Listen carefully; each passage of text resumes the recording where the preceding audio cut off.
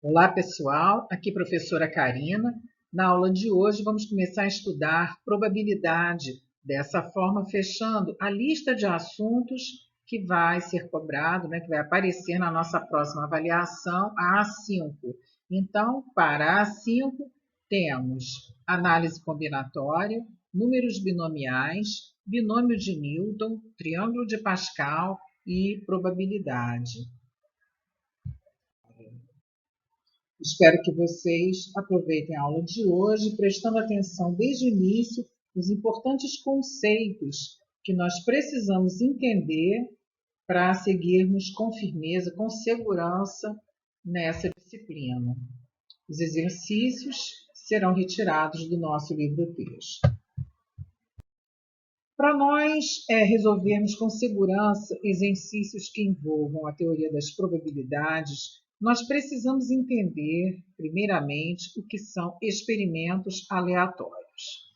Encontramos na natureza dois tipos de fenômenos, os fenômenos determinísticos e os aleatórios.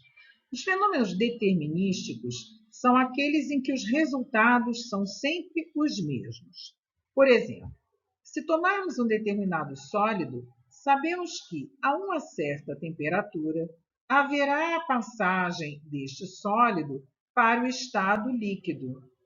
Essa temperatura é chamada de ponto de fusão. É claro que, dependendo da substância que compõe o sólido, este ponto de fusão vai variar, mas cada substância tem o seu ponto de fusão. Isso é algo que não muda, que a gente consegue determinar no fenômeno. Então, esse exemplo é um exemplo de fenômeno determinístico. Nos fenômenos da natureza aleatórios, os resultados não serão previsíveis, mesmo que haja um grande número de repetições do mesmo fenômeno. Por exemplo, se considerarmos a produção agrícola de uma determinada espécie, as produções de cada planta serão diferentes e não previsíveis, mesmo que as condições de temperatura, pressão, umidade, solo sejam as mesmas para todas as plantas. Mas o que são os experimentos aleatórios? Nós vimos até agora fenômenos determinísticos, fenômenos aleatórios, ambos da natureza. Experimentos aleatórios serão os fenômenos produzidos pelo homem. Por exemplo, lançamento de uma moeda, lançamento de um dado, previsão do tempo, são experimentos produzidos pelo homem e seus resultados não podem ser determinados previamente. Então, esse tipo de experimento é chamado de aleatório e sobre eles vão se basear todos os problemas de probabilidade. Então, já agora, na página 422 do nosso livro-texto, vamos ver historicamente como surgiram os fundamentos da teoria das probabilidades. Essa teoria teve origem em 1654, quando um jogador da Sociedade Parisiense, Chevalier de Mer, propôs ao matemático Blaise Pascal, sempre Blaise Pascal, algumas questões sobre possibilidades de vencer em jogos de dados. Então, aqui ele apresenta a experiência, no nosso livro-texto, um pedido sobre como prever os resultados de um determinado jogo de dados. Quem se interessar pode ir lá verificar. As reflexões sobre esses e outros problemas propostos por Demer levaram Pascal a se corresponder com o matemático Pierre de Fermat, o que desencadeou discussões a respeito dos princípios de uma nova teoria, que mais tarde veio a ser chamada de teoria das probabilidades. Outros matemáticos anteriores a Pascal já haviam se dedicado a cálculos probabilísticos, porém sem aprofundamento ou formalização. Então, vamos ao nosso primeiro experimento aleatório, que vai ser lançamento de uma moeda e leitura da face voltada para si. Quando lançamos uma moeda e vamos ler a face que ficou voltada para cima, nós temos dois resultados possíveis. Ou a gente lê cara, ou a gente lê coroa. Vamos chamar de C o resultado cara e de K o resultado coroa.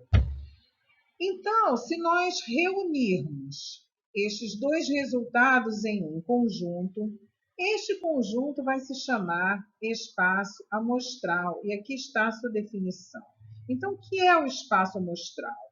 É um conjunto formado por todos os resultados possíveis de um experimento aleatório.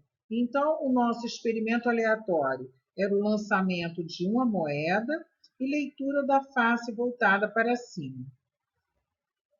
Os dois resultados possíveis, ou seja, as duas possibilidades de resultados são cara ou coroa.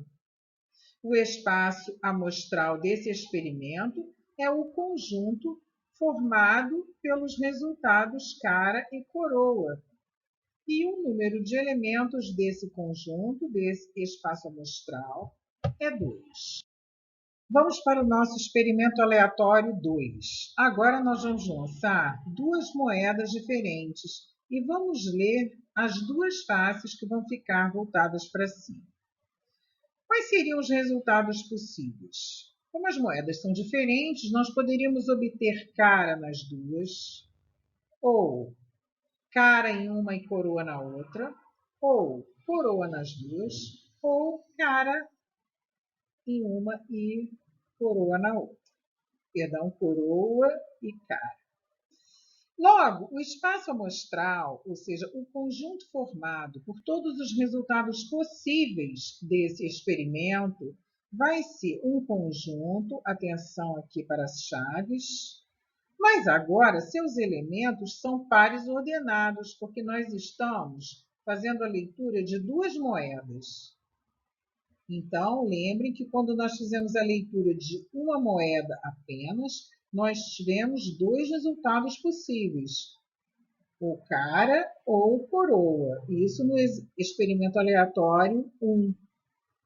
Nesse experimento aleatório 2, nossos elementos do espaço amostral serão pares ordenados. E, neste exercício, o número de elementos do espaço amostral é 4. Então, vamos voltar ao experimento aleatório 1, onde nós lançamos apenas uma moeda.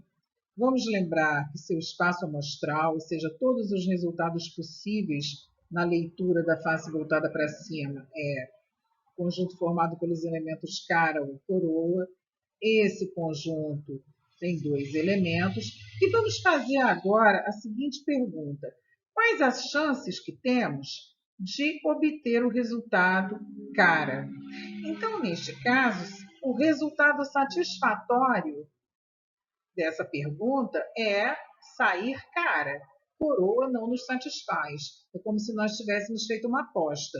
Eu apostei em cara. Então, quais as chances que eu tenho de ganhar a minha aposta? Vamos entender este novo conjunto. O conjunto chamado evento é aquele formado por todos os elementos que são resultados satisfatórios. Então, neste caso, o evento a essa aposta que nós fizemos, né, o conjunto formado por todos os resultados satisfatórios, é o conjunto formado apenas pela face cara. Ou seja, o número de elementos desse conjunto evento é 1. Apenas um resultado me satisfaz. Consequentemente, as chances de eu ganhar a minha aposta é uma chance em 2. Ou seja, há dois resultados possíveis, mas apenas um vai me fazer ganhar a aposta. Então, a minha chance de vitória é uma chance em 2. Agora vamos voltar ao experimento aleatório 2, onde nós lançamos duas moedas diferentes e fizemos a leitura das faces voltadas para cima. E aí vimos que, como estávamos lendo duas moedas, teríamos como resultado cara-cara, ou cara-coroa, ou coroa-coroa, ou coroa-cara. Dessa forma, estando o nosso espaço amostral composto por 4 elementos. Agora a pergunta: quais as chances de obtermos faces iguais? Então, agora a nossa aposta é: eu aposto que vão sair faces iguais. Então, quais são os resultados que vão nos fazer ganhar esta aposta? Os resultados é cara a cara ou coroa a coroa. Desse jeito, o nosso evento, que é o conjunto que composto por todos os resultados satisfatórios, todos os resultados que nos fazem ganhar a aposta, é o conjunto formado por esses dois pares ordenados, ou seja, o seu número de elementos é 2. Dessa forma, podemos dizer que para ganhar essa aposta, nós temos duas chances em 4. Então, finalmente, vamos definir probabilidade com base nos dois exemplos, né, que nós vimos anteriormente. Então, vamos considerar um experimento aleatório. Então, nós vimos dois experimentos aleatórios. No primeiro, a gente lançava uma moeda e no segundo, a gente lançava duas moedas. E vamos considerar o espaço amostral desses experimentos. Então, no experimento 1, o espaço amostral era dado por cara ou coroa, só para a gente lembrar e se localizando conforme vamos fazendo a definição. No experimento 2, o espaço amostral era cara a cara, cara-coroa, coroa-coroa ou coroa-cara. Então, nós estamos no experimento aleatório, estamos com o espaço amostral desse experimento aleatório, e aqui surgiu uma palavra nova, um espaço amostral equiprovável. O que isso significa? É aquele espaço amostral onde as chances de ocorrência dos resultados onde a chance de ocorrência dos resultados é igual. Então, existe a mesma chance de ocorrer cara e a mesma chance de ocorrer coroa. Aqui as chances de ocorrerem cada uma dessas 4 leituras das duas moedas, as chances são as mesmas. Então, podemos dizer que estamos trabalhando com espaços amostrais equiprováveis. Bem, agora vamos tomar um evento desse espaço amostral. Então, lembrando que nesse experimento 1, o evento era sair cara. No experimento 2, o evento era saírem faces iguais. É claro que o evento tem que ser um subconjunto do espaço amostral, porque para nós fazermos uma aposta num resultado, ele tem que ser um resultado possível. Então, os resultados satisfatórios sempre têm que ser antes resultados possíveis. Com isso, o conjunto evento sempre tem que estar contido no conjunto espaço amostral. Depois de lembrarmos tudo isso, vamos definir que a probabilidade de ocorrer algum elemento do evento é indicada assim, ó, probabilidade de ocorrência de algum elemento do evento. E essa probabilidade é definida por número de elementos do evento sobre número de elementos do espaço amostral. Então, no experimento 1, nós chegamos à conclusão que a nossa chance de vitória, segundo a nossa aposta, era uma chance em 2. E no experimento 2, eram 2 chances em 4. Olha como essas frases, falando sobre as chances de ocorrência de determinado evento, são traduzidas em probabilidade. A probabilidade no experimento 1 de sair cara era 1 em 2. A probabilidade no experimento 2 de saírem faces iguais eram 2 em 4. Ou seja, falar da probabilidade de ocorrência de um evento é falar das chances que temos caso façamos uma aposta naqueles resultados satisfatórios. A fração 1/2 também pode ser representada por 50%, né? Lembrando que 50% é essa fração decimal de denominador 100 e que pode ser simplificada por 5, aparecendo 1/2. Como 2/4 simplificado também dá 1/2, a probabilidade é a mesma. Então, agora nós vamos fazer exercícios, sempre relembrando esses conceitos para que eles fiquem bem firmes na nossa cabeça e vamos em frente. No primeiro exercício da página 427, diz assim: uma urna contém 200 fichas numeradas de 1 a 200. Retirando uma ficha dessa urna, qual é a probabilidade de obter um número maior que 80? Então, atenção que eu vou apresentar um método de resolução para vocês, tipo um método assim, tipo o mapa do tesouro. Se a gente seguir inicialmente, eu vou ficar escrevendo, depois, com o tempo, já vou só fazer o raciocínio com vocês, sem tantos detalhes, mas inicialmente vamos nos atentar para os detalhes. Então, nós estamos diante de um experimento, e esse experimento é retirada de uma ficha da urna. Então, retirada de uma ficha de uma urna.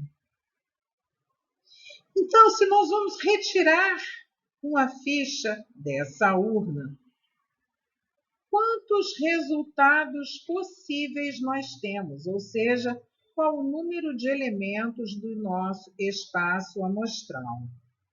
Nessa urna existem 200 fichas numeradas de 1 a 200. Então, se nós formos tirar uma ficha daí, de quantas formas nós podemos ler a ficha que retiramos? 200. Então, eu vou relembrar aqui que o espaço amostral é um conjunto composto por todos os resultados possíveis.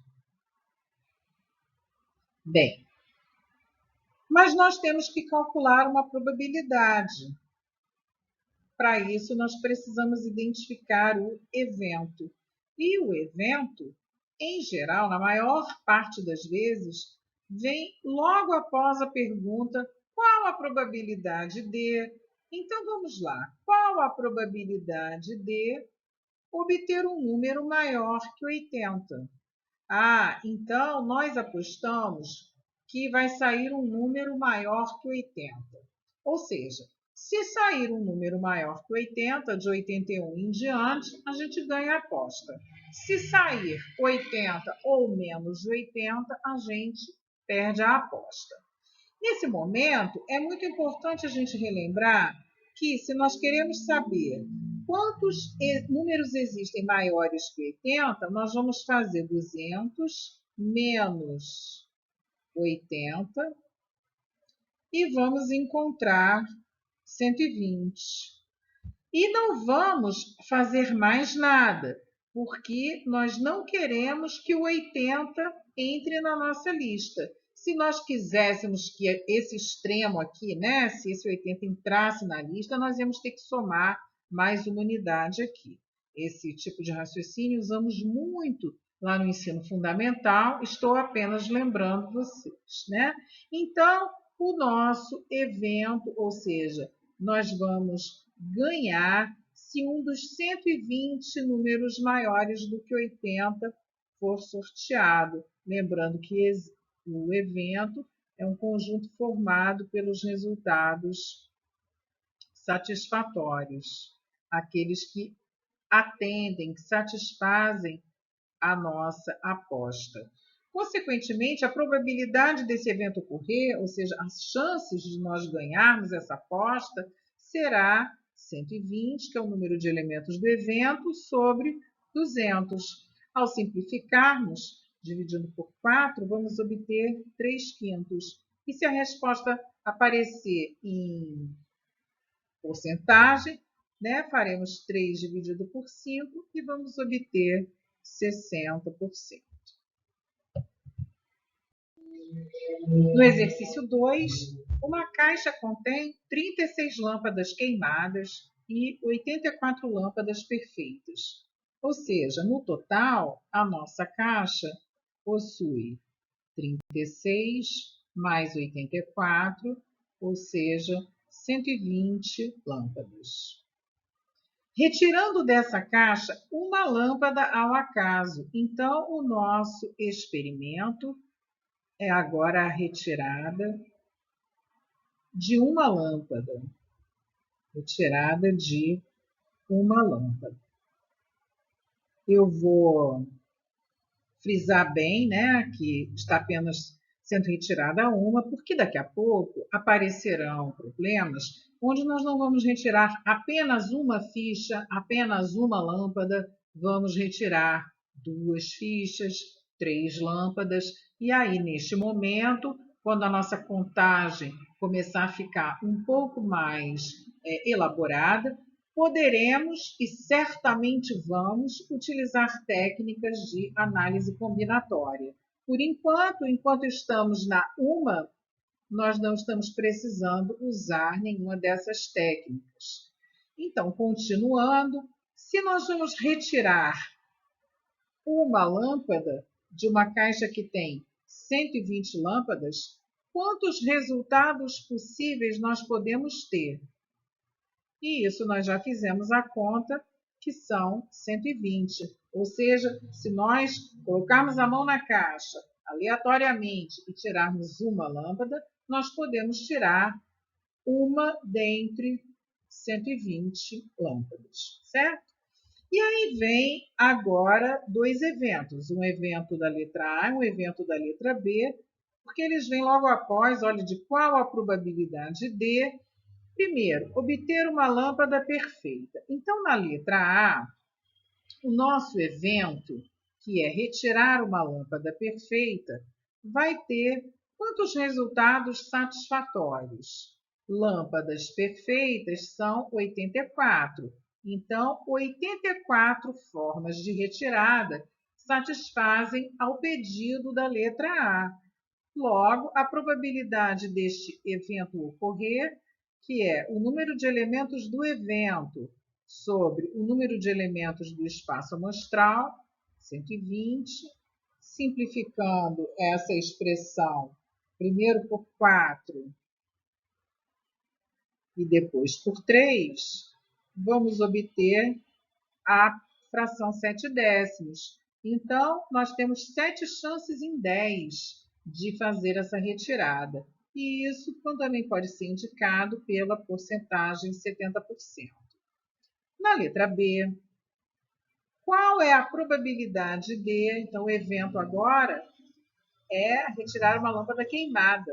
Então, quantos resultados satisfazem a este evento? São 36 lâmpadas queimadas. Então, a probabilidade deste evento acontecer é 36 sobre 120. Simplificando por 6, vamos obter 6 sobre 20. Simplificando por 2, vamos obter 3 sobre 10. E isso vai nos dar 30%. Neste momento, eu vou chamar a atenção para vocês do seguinte. Quando nós formos fazer uma retirada do total dessas 120 lâmpadas, só 2 coisas podem acontecer. Ou nós retiramos uma lâmpada perfeita, ou nós retiramos uma lâmpada queimada. Não existe, não existe outra possibilidade de retirada neste experimento. Quando isto acontece, os eventos são chamados de complementares. E a gente observa que a soma das suas probabilidades dá 100%. Se falarmos de fração, 7 décimos mais 3 décimos, que dá 10 décimos, que é 1, corresponde a 100%, certo? 100% é 100 sobre 100, que é 1. Então, resolvemos o exercício, encontramos as probabilidades de ocorrência de dois eventos que se apresentaram nos itens A e B, e estamos concluindo, neste caso, que os eventos são complementares, porque a soma de suas probabilidades é 100%, que é o mesmo que 1. Então, no último exercício da aula de hoje, não esqueçam que na página 427 do livro, vocês terão exercícios do 1 ao 17 para resolver, tá? É muito importante que vocês resolvam esses exercícios, ou pelo menos uma boa parte. E o exercício 9 diz: uma pesquisa constatou que dos 500 funcionários de uma empresa, 290 já se vacinaram contra febre amarela. Então, febre 290. 350 já se vacinaram contra a gripe H1N1. E 120 não tomou nenhuma das vacinas. Escolhendo um desses funcionários ao acaso, qual a probabilidade de ter tomado as duas? Então, vamos devagarzinho. O experimento é o sorteio de 1. Logo, a quantidade de resultados possíveis vai ser 500. Então, o número de elementos do espaço amostral, 500, que são os resultados possíveis. No nosso evento, ele deseja aqueles que tomaram as duas vacinas. Então, nós vamos agora ter que calcular quantos tomaram as duas vacinas para depois podermos calcular a probabilidade deste evento, que a gente já sabe que terá o denominador 500.